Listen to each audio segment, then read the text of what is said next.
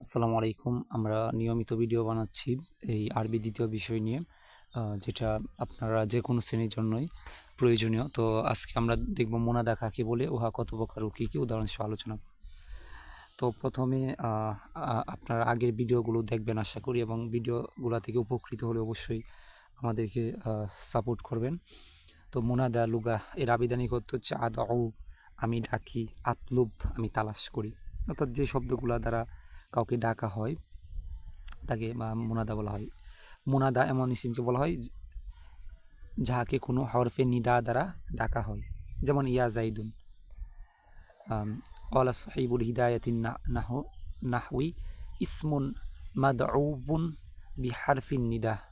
হুরুফুন নিদা 5টি, ইয়া, আয়া, হায়া, আই। এগুলা যেখানে পাবেন সেটাই হুরুফে নিদা, যেমন ইয়া আল্লাহ, আয়া খালিকন নাস, হায়া আবদাল্লাহ, আই ফাতিমা, হামজাতুল মাফতুহা, যেমন আদ খুল, আমি কি প্রবেশ করতে পারি।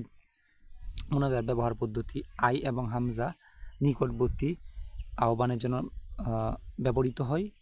আয়া এবং হায়া দূরবর্তী জিনিসকে আহ্বান করার জন্য ব্যবহৃত হয়। আয়া নিকটবর্তী এবং দূরবর্তী সকল জিনিসকে আহ্বান করার জন্য ব্যবহার করা হয়।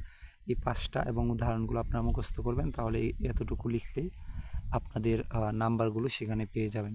তো মুনাদার ব্যবহার পদ্ধতিগুলো পড়লাম। এরপরে আল খাতিমা অর্থাৎ উপসংহার, বিস্তারিত আলোচনার মাধ্যমে আমরা জানতে পারলাম যে আরবি ব্যাকরণে মুনাদার গুরুত্ব, প্রয়োজনীয়তা, অপরিসীম।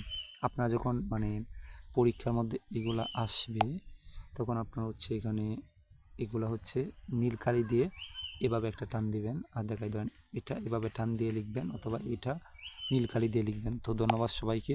আসসালামু আলাইকুম রহমতুল্লাহি ওয়া বারাকাতুহু।